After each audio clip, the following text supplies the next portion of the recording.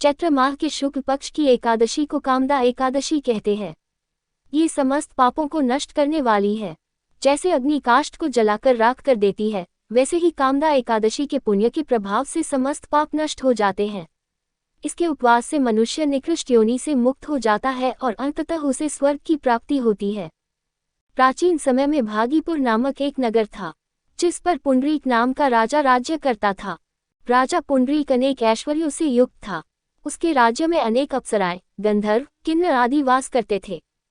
उसी नगर में ललित और ललिता नाम के गायन विद्या में पारंगत गंधर्व स्त्री पुरुष अति संपन्न घर में निवास करते हुए विहार किया करते थे। उन दोनों में इतना प्रेम था कि वे अलग हो जाने की कल्पना मात्र से ही व्यथित हो उठते थे। एक बार राजा पुंडरीक गंधर्वों सहित सभा में विराजमान थे। वहां गंधर्वों के साथ ललित भी गायन कर रहा था।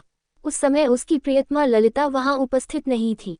गायन करते करते अचानक उसे उसका ख्याल आ गया, जिसके कारण वह अशुद्ध गायन करने लगा।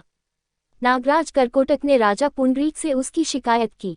इस पर राजा को भयंकर क्रोध आया और उन्होंने क्रोधवश ललित को श्राप दे दिया। अरे नीच, तू मेरे सम्मुख गायन करते हुए भी अपनी स्त्री का स्मरण कर रहा है, इससे तू नरभक्षी दैत्य बनकर अपने कर्म का फल भोग। ललित गंधर्व उसी समय राजा पुंडरीक के श्राप से एक भयंकर दैत्य में बदल गया। उसका मुख विकराल हो गया, उसके नेत्र सूर्य चंद्र के समान प्रदीप्त होने लगे, मुंह से आग की भयंकर ज्वालाएं निकलने लगी। उसकी नाक पर्वत की कंदरा के समान विशाल हो गई और गर्दन पहाड़ के समान दिखाई देने लगी। उसकी भुजाएं 2-2 योजन लंबी हो गई। इस प्रकार उसका शरीर 8 योजन का हो गया। इस तरह राक्षस बन जाने पर वह अनेक दैख भोगने लगा। अपने प्रियतम ललित का ऐसा हाल होने पर ललिता अथाह दैख से व्यथित हो उठी। वह अपने पति के उद्धार के लिए विचार करने लगी कि मैं कहाँ जाऊं और क्या करूं, किस जतन से अपने पति को इस नरक तुल्य कष्ट से मुक्त कराऊं। राक्षस बना ललित घोर वनों में रहते हुए अनेक प्रकार के पाप करने लगा। उसकी स्त्री ललिता भी उसके पीछे पीछे जाती और उसकी हालत देखकर विलाप करने लगती। एक बार वह अपने पति के पीछे पीछे चलते हुए विंध्याचल पर्वत पर पहुंच गई। उस स्थान पर उसने श्रृंगी मुनि का आश्रम देखा।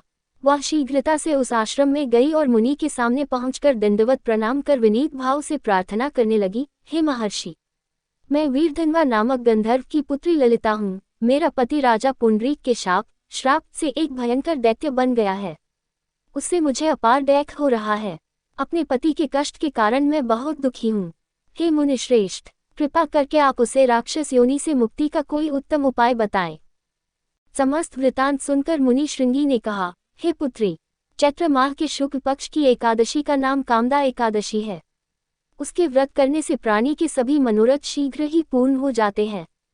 यदि तू उसके व्रत के पुण्य को अपने पति को देगी तो वह सहज ही राक्षस योनि से मुक्त हो जाएगा और राजा का श्राप शांत हो जाएगा।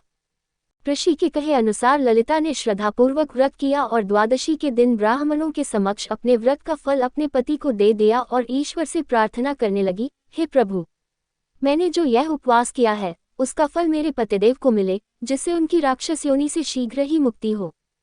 एकादशी का फल देते ही उसका पति राक्षस योनि से मुक्त हो गया और अपने दिव्य स्वरूप को प्राप्त हुआ। वह अनेक सुंदर वस्त्रों तथा आभूषणों से अलंकृत होकर पहले की भांति ललिता के साथ विहार करने लगा। कामदा एकादशी के प्रभाव से वह पहले की भांति सुंदर हो गया और मृत्यु के बाद दोनों पुष्पक विमान पर बैठकर विष्णुलोक को चले गए। हिंदू धर्म ग्रंथों के अनुसार कामदा एकादशी के दिन स्नानादि से शुद्ध होकर व्रत संकल्प लेना चाहिए। इसके पश्चात भगवान विष्णु का फल, फूल, दूध, पंचामृत, तिल आदि से पूजन करने की सलाह दी गई है। रात में सोना नहीं चाहिए बल्कि भजन कीर्तन करते हुए रात बितानी चाहिए। अगले दिन यानी पारण के दिन पुनः पूजन कर ब्राह्मण को भोजन कराना चाहिए। दक्षिणा देकर ब्राह्मण को विदा कर